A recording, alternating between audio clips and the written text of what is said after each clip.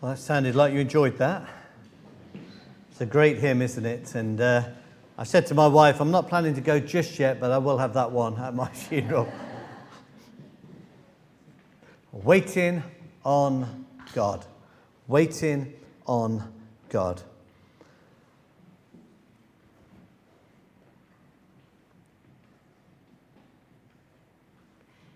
I like the story of the little boy who was in a big department store, one of these like Marks and Spencer's with several floors, and he was stood at the bottom of an elevator just watching the elevator go up and then watch it come down. And he was there for 5-10 minutes just waiting. And one of the shop assistants noticed him and went along and said, are you okay, little boy? Yep. What are you doing? He said, I'm waiting. What are you waiting for? He said, I'm waiting to see how long it takes my chewing gum to go up the elevator and then back down again. Well, that might be fun, but none of us like waiting, do we? I received a check this week. I haven't had a check for ages. And you think, oh, wow. But then you've got to wait 3 days for it to clear. If you've been to the doctors recently, I don't care what time your appointment is, you ain't going in on time. You're going to be sat there waiting.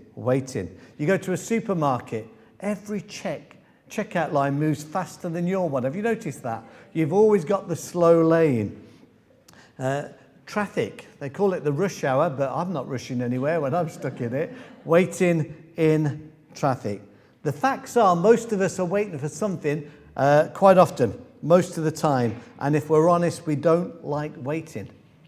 And the scriptures tell us that we are to wait on the Lord.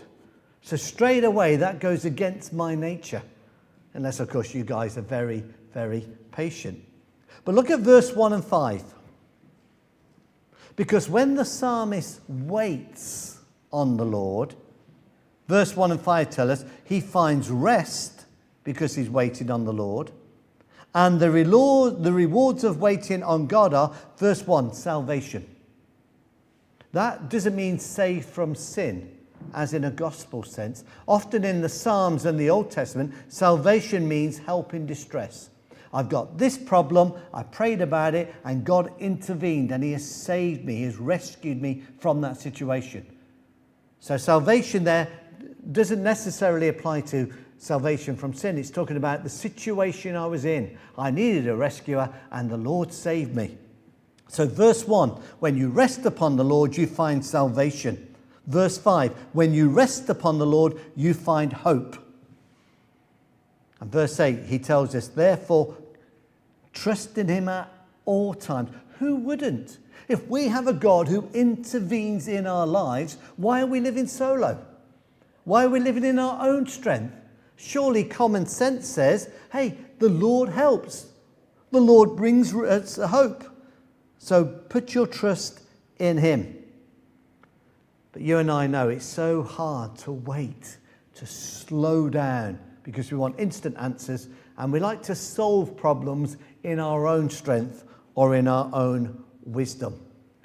There's a play on words, a pun in the English language. Someone has said, wait. That's what made the bridge collapse. Wait. That's what made the bridge collapse. Now, of course, the weight that makes a bridge collapse is spelled W-E-I-G-H-T,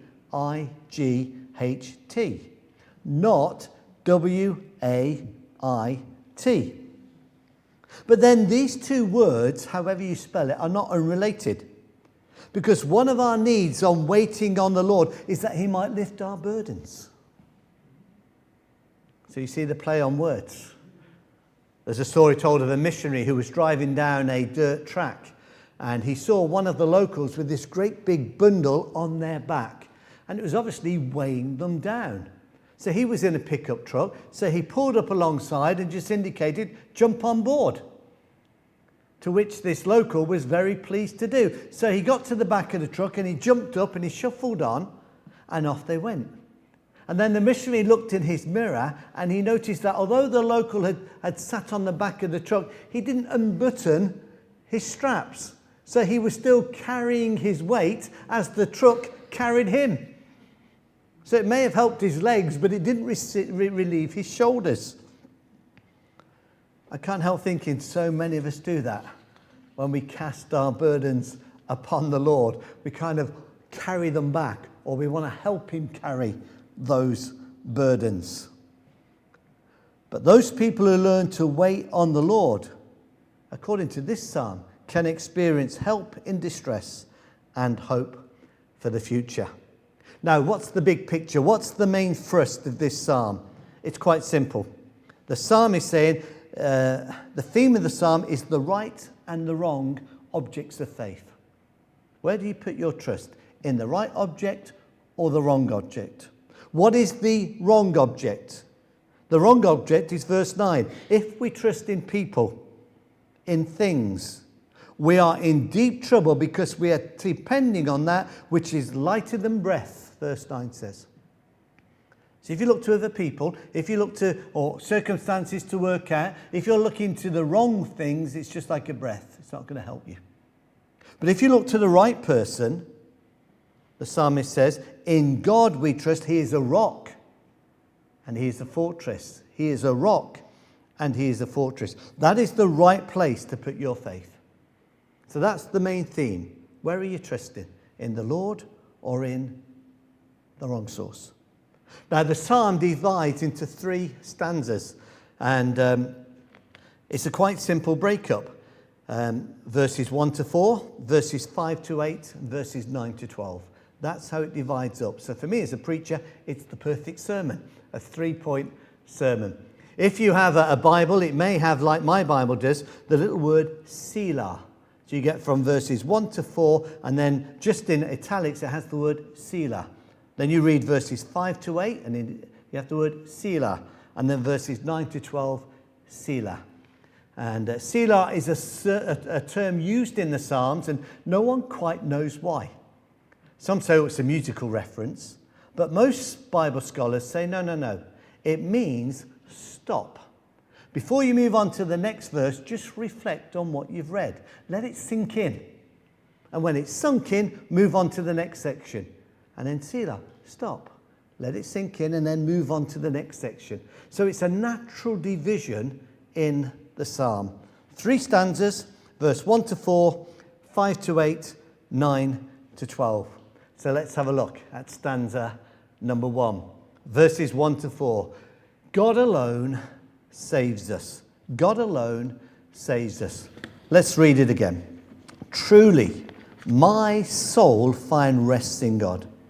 My salvation comes from him. Truly, he is my rock and my salvation. He is my fortress. I shall never be shaken. How long will you assault me? Would all of you throw me down, this leaning wall, this tottering fence? Surely they intend to topple me from my lofty place. They take delight in lies. With their mouths they bless, but in their hearts they curse. Now, actually, if you read this verse in a different translation, you might read it slightly differently. The NIV, which I use, and some English Bibles, don't actually hit the nail on the head. They give you the meaning of the verse, but they don't give you the literal way it is in the Hebrew. Young's literal translation of the Bible, boy, does that nail it. For example, 1, 2, 3, 4, 5, 6 times, the verse starts in the Hebrew with what in English would be the word only. So let me just emphasize that. Verse 1, only towards God is my soul silent. Verse 2, only he is my rock and my salvation. Verse 4, only from his excellency. Verse 5, only for God to be silent. Verse 6, only he is my rock and my salvation. And verse 9, only vanity are the low, a lie on high. So in the Hebrew and in Young's literal translation, the emphasis is only, alone. All his focus, all his trust is in God. And sadly, the NIV misses that kind of emphasis that's there in the Hebrew. And if you scan the psalm, 4 times the word only is used in reference to God. He wants us to know that his faith is not in God plus. His faith is in God alone. We sang in Christ alone. Our salvation is not in our good works. Our salvation is not because we go to church or we know the Bible or we say prayers or we theologically can pass an exam. I believe in the Trinity. I believe that doesn't save us. Our faith is when we trust in the person and the finished work of Christ upon the cross. And when we get to glory and God says, why should I let you into my heaven? We'll have no other argument. We need no other plea. We'll simply say it is enough that Jesus died for me. And we'll hear those words, welcome in, good, and we hope faithful servant. So the psalmist is saying, my faith is in God alone. I like the story of the vicar who was fixing the church fence that had been vandalised. They'd broken off some of the wooden panels. So he's there with his nail and his hammer and he's fixing these wooden panels. And there's a little boy just watching and waiting. And the vicar sees him, he carries on, and after about 10 minutes he gets a bit unnerved by this kid staring at him. So he says, you all right, young boy? What are you after? Nothing, he says. Well, what are you doing? He says, I'm waiting to hear what a vicar says when he hits his thumb with a hammer. Well, this psalm shows us what a man of God says and does when troubles and difficulties come his way. Because a man or a woman of God should respond differently to the person in the street who has no faith in a living God. They've a right to panic. They have no foundation. They've a right to panic. They have no hope. But we are different. And the psalmist, his faith is not in God plus something. It is in God alone. Doesn't mean that the psalmist David is a super person, a super Christian. Bullets bounce off my chest. I fear no one. The very opposite. Look what he says in verses 3-4. He describes himself as a wobbling fence and a collapsing wall. You ever seen a fence that wobbles? It's still standing, but every time the wind blows, you're never quite sure if it will be standing in an hour's time or a day's time. And a collapsing wall is the same. You wouldn't want to sit on it or climb over it, but it's still there. And the psalmist here, he says, I'm full of weakness. But weakness and frailty are not a problem. Do you know why? Because of verse 2. Because the God in whom he trusts is a rock. And he's a fortress. You see, our faith is not built on eggshells. You can question my faith and I can defend it. Quite often on a Sunday afternoon, I'll be there next week. I'm not there today, obviously. I go up the M3 to Speaker's Corner in London. And Speaker's Corner is that one part of England where you can debate and you can talk about any topic without fear of arrest, as long as you don't slander the king. And I'll be there next week, and there'll be 10 Muslims there for every Christian, and they'll be attacking us. You can't believe the Bible. It's been corrupted. It's been changed. It's been made up. You can't believe this. You can't. And we have to defend the faith. But I go not because I've got all the answers.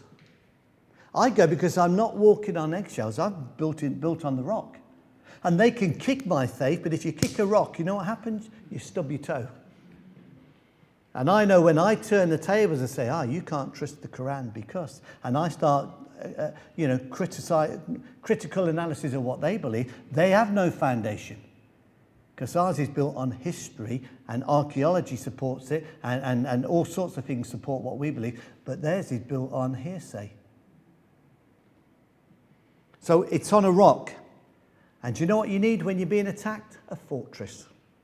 I grew up in the Midlands, and the greatest castle you will ever see, in my humble opinion, is Warwick Castle.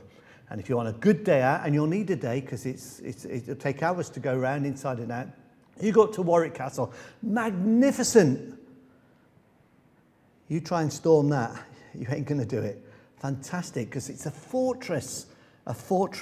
And the psalmist says here, hey, on my own, I'm a wobbly fence and a wobbly wall.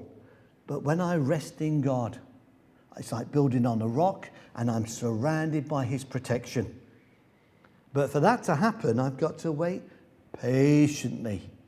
Resting silently before the Lord is not inactivity or idleness. It's just a calm faith that says, Lord, I don't like this situation. Give me the strength to cope, and thy will be done. And the problem is most of us say, Lord, thy will be done, but get a move on. Thy will be done. But can you work it out this way? We don't like to wait. But those who wait upon the Lord experience his salvation and his hope, according to this psalm. So the first section, God alone saves us. The second section, verse 5 to 8, God alone encourages us. God alone encourages. Again, let's read. Yes, my soul find rest in God. My hope comes from him. Truly, he is my rock and my salvation. He is my fortress. I shall not be shaken. My salvation and my honor depend on God. He is my mighty rock, my refuge. Trust in him at all times, you people. Pour out your hearts to him, for God is our refuge. God alone encourages. Dr. Ernest Meller and his wife attended a violin performance. And after the concert, he went to speak to the violin instructor on how children as young as 2, 3, 4 years are taught to play the violin and how they can reach such a great standard at such a young age. And he was told by the instructor is, the first thing that children learn, he said, is a proper stance. And the second thing the children learn, even before they pick a violin up, is to take a bow. They learn how to stand and how to bow. And then the instructor went on to say these words. If the children just play the violin and stop, people forget to show their appreciation. The instructor said, but when the child takes a bow, the audience invariably applauds. And applause is the best motivator we found to make children feel good about performing and wanting to do it well. You know, they say in football, there's no greater feeling than scoring a goal. And you want to get another one. And as an evangelist, someone said, it may be apocryphal, it may be true, you never know. But someone said to C.H. Spurgeon, how does it feel to lead someone to Christ? And he replied, it feels like you want to do it again. There's no greater motivation or encouragement than that. And David felt alone, but I don't think he was lonely. He found his encouragement in God. Now let's just play spot the difference. Look at verse 2 and verse 6. There's a word missing. He's saying the same, but there's a word missing. The NIV translates verse 2 this way, I shall never be shaken. The King James Bible translates it, I shall not be greatly moved. And the ESV translates it, I shall not be greatly shaken. But in verse 6, that repetitive phrase from verse 2 is said again, but the word never or greatly, depending on translation, is missed out. So with the word never in, it's saying, well, possibly I might be shaken. But when you take the word out, the confidence is, no way, no way. In a million years, I'm focused, I'm fixed, I'm solid. So it may be weak and wobbly like a fence or a bowed wall, but God isn't. And he says, as long as I rest in him, I shall not be shaken. And that truth became so real to David the psalmist. Look what he says in verse 8. Trust him at all times, you people. Pour out your hearts to him, for God is our refuge. He wants the nation to learn what he's learnt. And his testimony there is threefold. First, God is dependable. God is faithful. So trust him. Secondly, God is caring. He's interested. Pour out your hearts to him. You're not praying to the ceiling. The prayers of a righteous person are powerful and effective. They go to the very heart of God if they come from our heart. He cares. He wants to hear you. Cast all your cares upon him because he cares for you. And then thirdly, God is a hiding place. He's a refuge. I have my bookstall out at the Alresford Show. Some of you may know when I first came into the area many years ago, for 12 or 15 years or so, I had a market stall in Fareham Market. And then the council decided to scrap the market and build a cinema instead. And then when it came back, it was a shadow of what it was. It went from 300 plus market stalls to about 15 or 20. And I was there every Monday, and my store was very popular when it rained, especially showers. Not because they wanted to buy my Christian books and Bibles, but the shape of my stall. Most market stalls were a bit like this lectern. There were a table, and the seller, the trader, stood behind it, and the punters came up in front of it, so you brought your goods. But my market stall had a canopy, and it was a U shape, so you could actually go inside.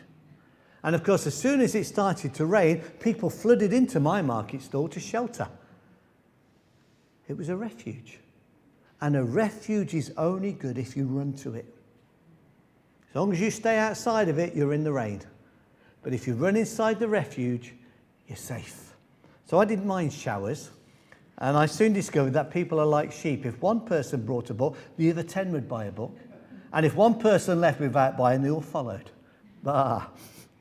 So the psalmist says here in verse 8, God is dependable, he's faithful and true, so trust him. Secondly, God is caring, he's interested, so pour out your hearts to him in prayer. Thirdly, God is a hiding place, but you must run to him to find refuge. God alone encourages us in the ups and the downs of life. And then thirdly, God alone rewards us. God alone rewards us. Look at verse 9. Surely the lowborn are but a breath, the highborn are but a lie. If weighed on a balance, they are nothing. Together they are only a breath. Do not trust in extortion, or put vain hope in stolen goods. Though your riches increase, do not set your heart on them. One thing God has spoken, two things I have heard. Power belongs to you, God, and with you, Lord, is unfailing love. And you reward everyone according to what they have done. So as the psalmist looks at God, again and again, he refers to him as a rock and a refuge. That's where the strength is. And he refers to himself as that wobbly fence and that wobbly or bowed wall. And now in verse 9, having taken his eyes off of God, who is a rock and a fortress, he looks around at his enemies. That's where his problem is, people who lie about him, people who discredit him, people who say one thing to his face and one thing behind his back, people who would probably physically harm him. And he's not impressed. He's not impressed by how high society, how high socially an individual is, or how rich a person is. In verse 9 he says, they're but a breath. They're but a breath. You know, a part of my ministry is to take funerals. And in our church, one of the elders gets all the believers who dies, and I get all the outsiders. It's not fair. But I've never taken a funeral where the hearse had a trailer attached to it with all the person's goods. You never see a hearse with a tow bar, do you?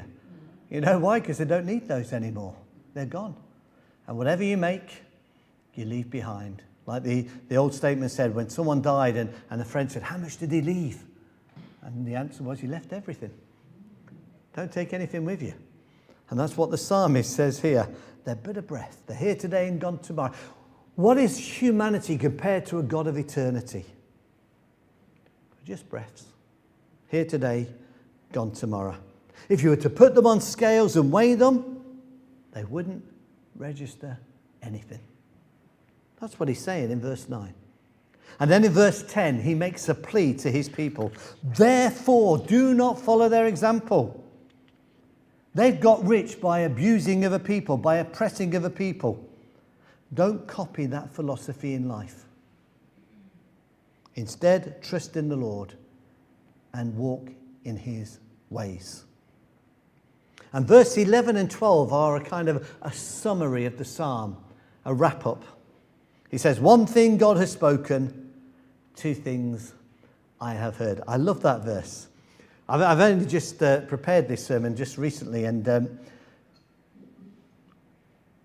soon as I read that verse, I think again a speaker's corner, because next Sunday I'm going to say all the time, every 20 minutes to a Muslim guy I encounter, now hold on, You're not learning because you're not listening.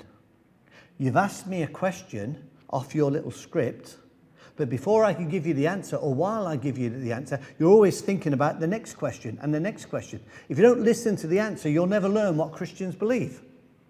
So slow down. I'll speak, you listen, and then we'll do it the other way around. And the psalmist is a good listener because God spoke one thing and he heard two. That's not bad, is it? First, he says, he is strong. He is sovereign, powerful. He cannot fail. And second, he says, he is merciful and rewarding. Verses 11 and 12. He is sympathetic and forgiving. He is fair and just and rewards the upright. They get rich by being deceitful and cheating and playing the system. You don't have to. You please your Heavenly Father and he will reward you with what you need. And finally, don't miss the little pronoun my, my. It appears 9 times in verses 5 to 7. So in just 2 verses, 9 times the psalmist says, my.